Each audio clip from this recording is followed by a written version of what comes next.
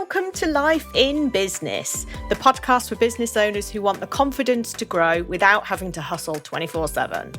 I'm Libby Langley, your host, award-winning no BS business coach and Amazon best-selling author.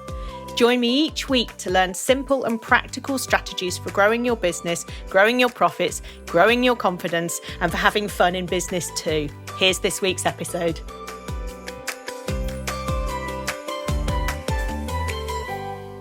Hello, welcome to another episode of Life in Business with me, Libby Langley, your host. And today I'm going to be talking to you about the real importance of surrounding yourself with the right people, okay? It's not about attracting groupies or, a million followers on TikTok or whatever. This is about kind of the people who influence your day to day, all right? Because it really, really does matter. You've probably heard the saying, who you surround yourself with matters, and you're the sum of the 5 people that you spend the most time with. This is all true, right? Because we're all influenced by what's going on and what people say to us and the kind of vibe of the people that we spend time with. Oprah said, surround yourself with only the people who are going to lift you higher. And I like that as a quote, really, because we all need people to pull us up, and we should, it's kind of our duty as humans, right, to pull other people up too. And yeah, straight into the personal stuff here. But when I first started my business back in 2011, it's a long time ago now, right? But I knew lots of people in business because I'd worked where I worked before in a college. I was the commercial development manager, so I dealt with a lot of businesses, did a lot of commercial training for businesses. And so I knew lots of people who owned their own business.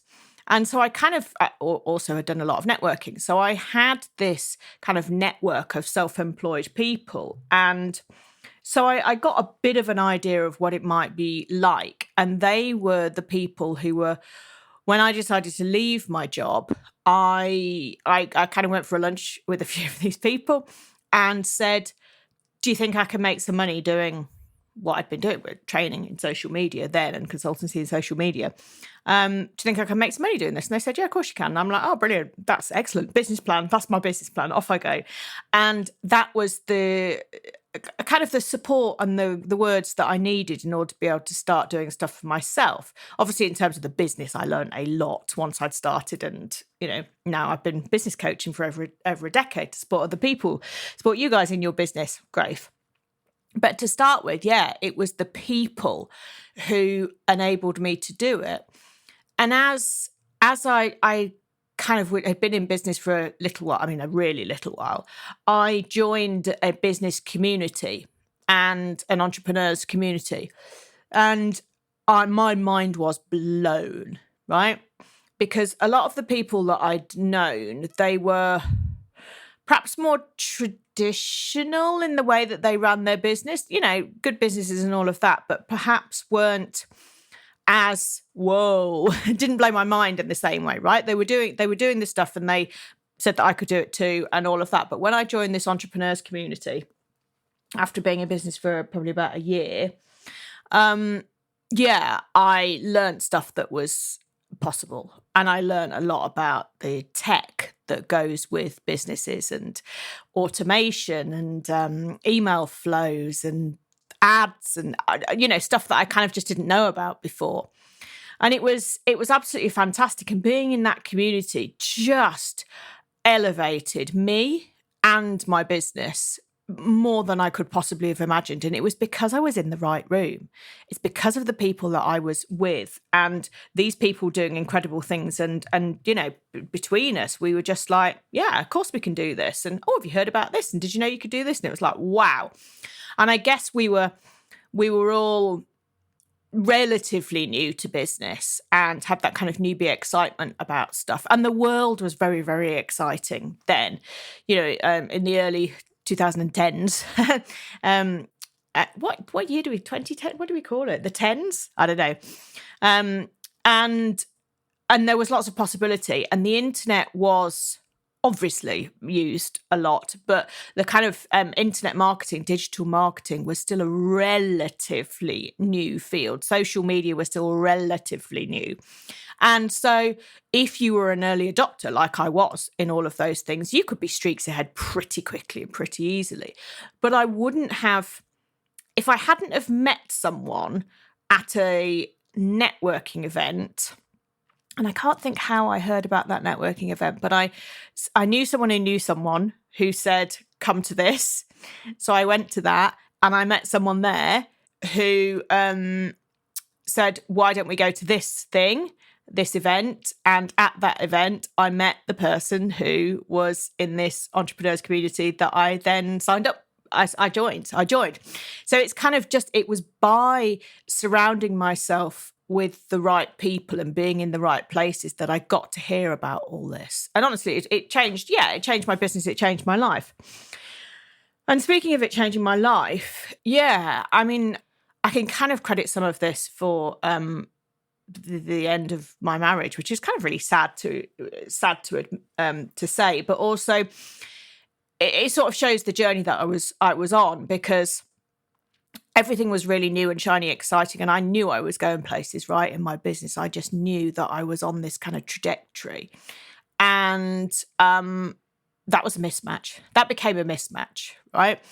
And so, yeah, I made the decision, and that was it. And it's really interesting that who you surround yourself with at home, as well as kind of in your entrepreneurial space, it does all make a difference. And if people aren't on the same, don't understand business, I think that's kind of really, really, really tough. Like I have these, I don't know nobody in my family's got their own business. Nobody. They're all kind of jobs for life, career, public sector kind of things, really. And that never been an inspiration to me, and never been a world or life that I wanted. I did work in the public sector because I worked for a college, but on an entrepreneurial side, and it's quite difficult when you don't fit in with your family norm and your family expectations. So trying to explain to my parents what I do. I mean, I'm just swear my mum still thinks I work in IT, but she certainly did for a very long time. but she thinks my brother works in IT as well, and he doesn't either.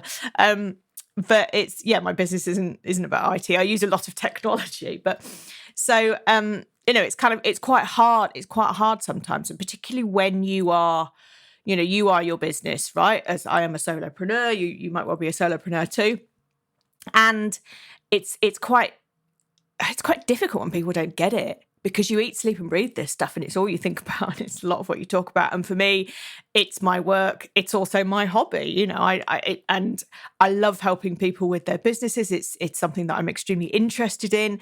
So it's quite difficult to connect and engage with people who don't get it or who aren't interested in it, for me. And that's something that I've learned over the years. And that's why the majority of people that I have in my life, they're other business owners, pure and simple. And I've met them along the way on my business journey. And the people who aren't, it's interesting how things kind of change and shape. So who you surround yourself with does really, really matter. And I think as well, something that, loneliness can be a thing when you work at home on your own. And when I first started my business back in 2011, I worked from home on my own. And it was definitely much more unusual then, definitely. And not to say that people didn't do it, but it was definitely more unusual, because if you had a job, you went to work, right? But since COVID, the hybrid working is a thing. Lots of people's jobs are now home-based. People that there were offices, they're now all home-based or hub-based or something. So much more people, many more people are now home-based too. So I think loneliness and isolation is a contributing factor to, it's something to be considered, right? And so I guess I'm kind of fortunate like that I am quite, well, being an autistic introvert, but I like being on my own. I work better on my own. I enjoy being just in my own quiet space, much more productive like that. But for some people, that's really, really challenging. And there's somebody who I know I met through Instagram, and we've met at a couple of events, and she's very extroverted, right? Runs her own business, has been doing for quite a while. And she posts sometimes on social media about how challenging she finds it because she gets really energized with people. And it's kind of sad that, the post-COVID world now has, I don't know, for people who struggle, it's made things more difficult. But for those of us that love it, we're like, thank goodness, I don't have to leave the house today. So it depends on which kind of person you're with. So, but this kind of leaving the house thing since COVID, since everything stopped, right, for, I don't know, 3 years of disruption or whatever we had, the actually going to events now, leaving the house, going to events actually becomes it becomes a much more considered thing. Before that, we used to go to meetings all the time. We'd just go to meetings. Whereas now it's like, no, do you know what? We can do that on Zoom, or we can do that on Teams, or we can do it by email, even better.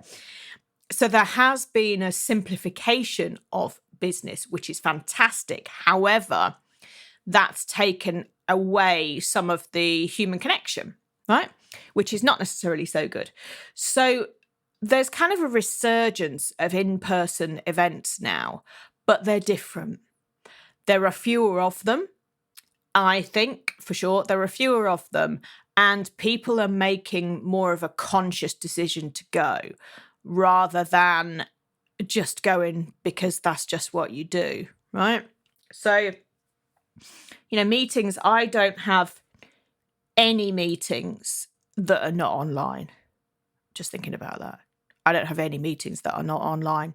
I don't do any coaching that's not online unless I'm doing something with a small group and, I go. But I used to do one-to-one coaching. I would quite often do it in person. We'd meet at someone's house or in a pub or somewhere and do the sessions there. So quite often was face-to-face stuff. Now, I wouldn't give it as an option, Everything's done online. But the events that I go to, I'm quite careful now about the events that I go to. And they kind of have to tick a few boxes for me. They have to be either something that I really want to learn about, right? Or people there that I want to see again and I want to connect with, or an opportunity for me to meet potential new clients. So they kind of have to tick 3 boxes for me now, whereas I think before I kind of might have just gone. So I am being more considered, and I've made mistakes, right? I've been to events that I shouldn't have particularly been to, and I've booked onto events that I've ended up not going to because I've thought, do you know what, is this right? Does this match my one of my 3 criteria? And so I've paid for things that I've ended up not going to. But generally speaking, the events that I go to now are 1-day or 2-day conferences, I suppose is the word. Have a good speaker that I'm looking forward to seeing, and there will be people there that I know and that I can connect with. So it feels like there's a purpose and a point to it, and it will move me forward in my business, even not to say necessarily through new clients or new work, but being in the right room, being surrounded by the right people, someone saying something that I'm like, I did not think about it like that. Those kind of really useful conversations. And often, like Oprah said, people who are going to lift me higher, people who are already doing something that I want to do. Yeah, to me, that's really, really inspirational.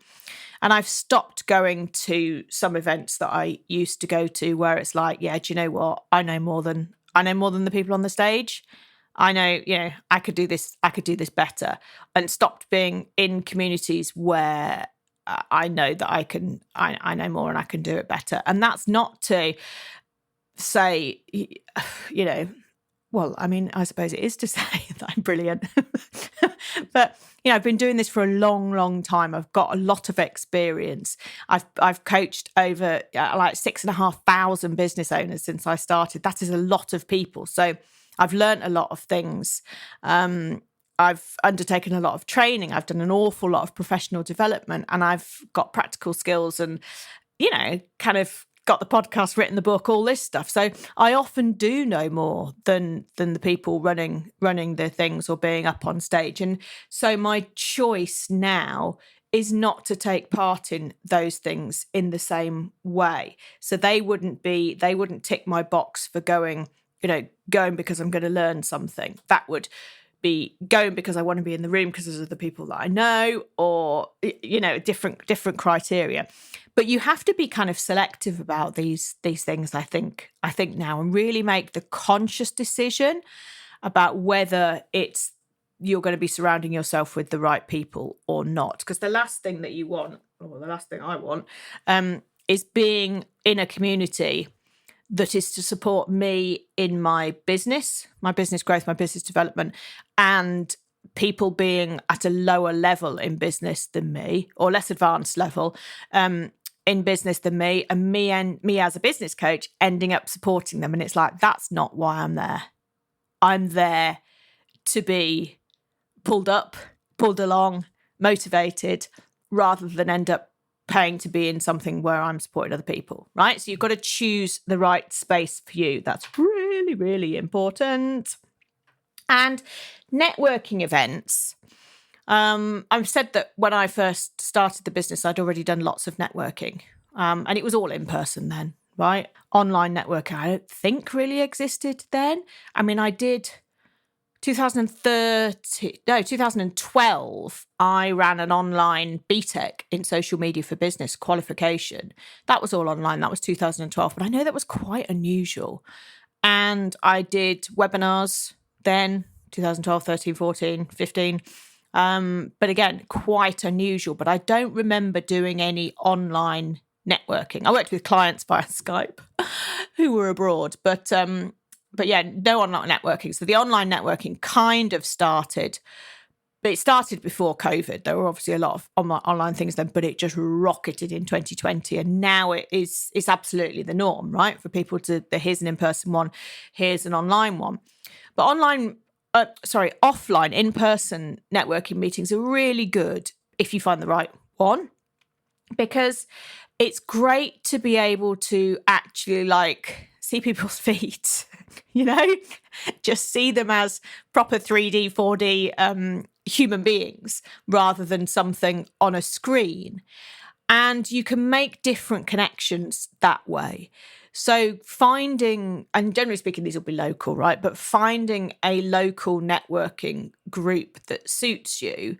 And if you can't find one, starting your own and inviting the right kind of people, the peers who are going to support you in your business will be interesting to spend time with, then that's really worth doing. It's a really supportive way. And networking for me has not ever necessarily been about getting clients. I have always got clients from networking, but it's always been, I would say, kind of 30% growing my business, as in finding new clients, and 70% knowing people, connecting with people, making a kind of web community for myself, and finding out what else is going on, finding out what people are doing, and just meeting interesting folk. Because I don't know how you meet people these days unless you do it through work. I don't know. So that's in-person networking has always been good. And there's always a place for online networking too. And by that, I don't mean 1 hour Zoom networking meetings. I mean the kind of casual networking that you do in Facebook groups and in memberships that you might be in or that you might run. Okay.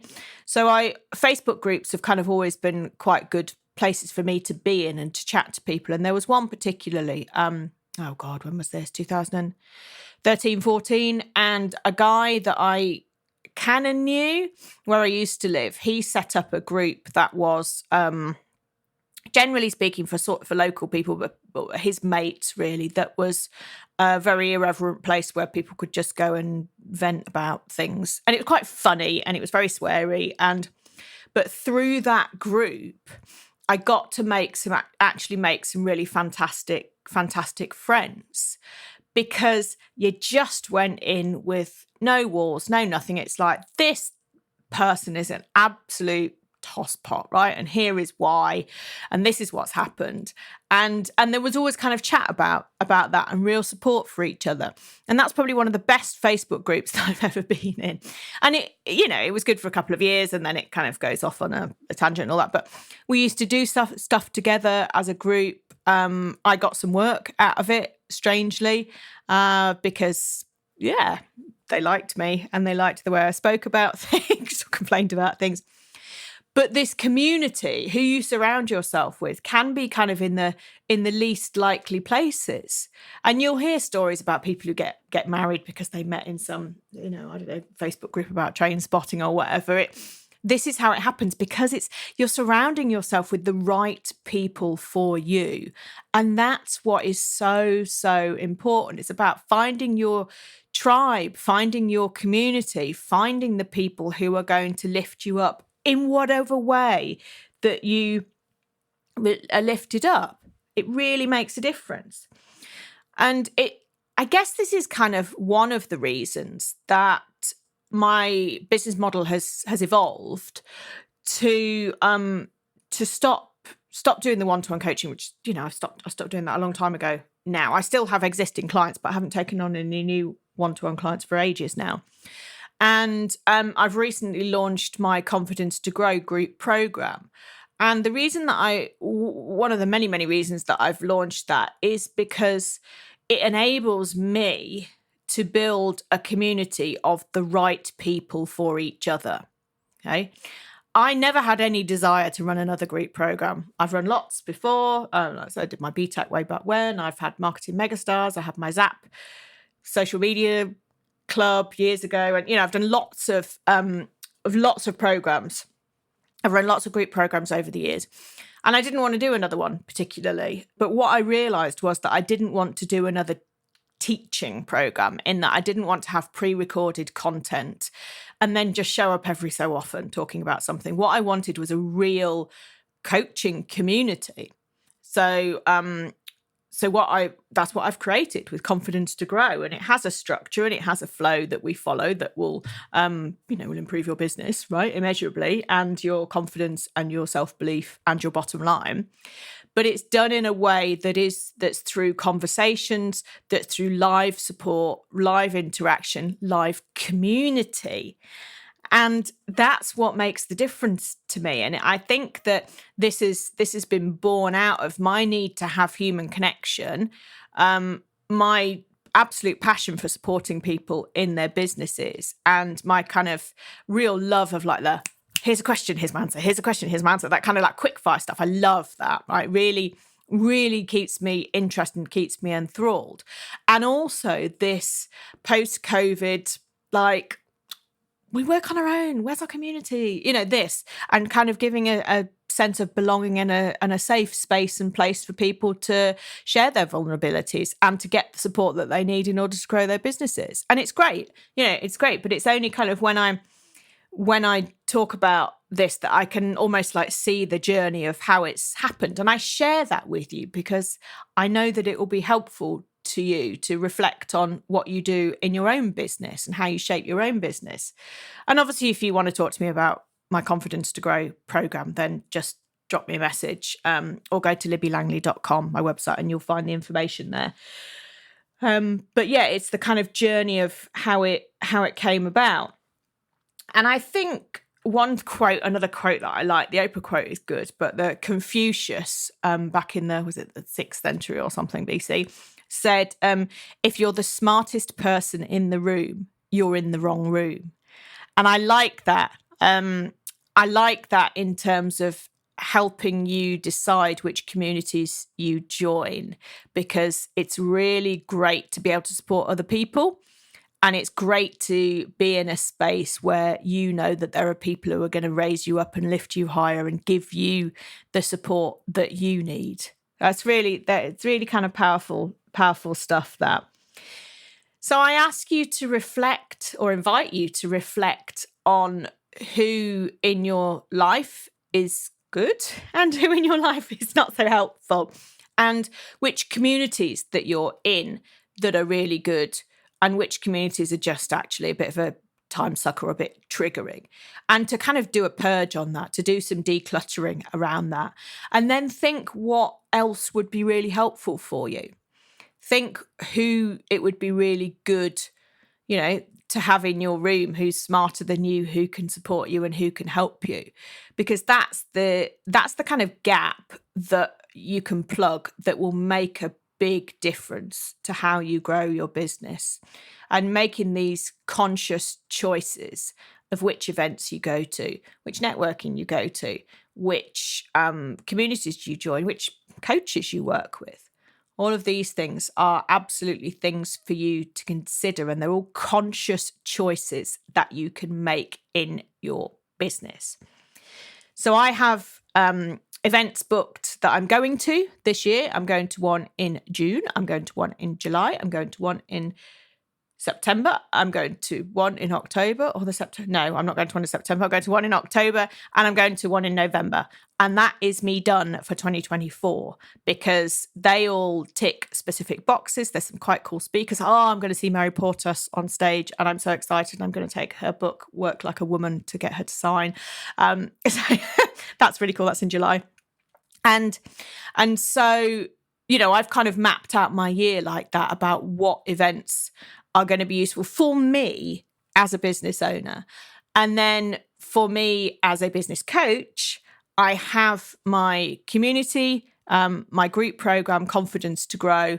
And that's where I invite you to come talk to me about that, and to come work with me on growing and shaping your business, being surrounded by the right people, i.e. me and the other business owners within the program who are going to lift you up. For sure, because that's what we all need from time to time. We all need lifting higher, according to Oprah, and I do believe that too.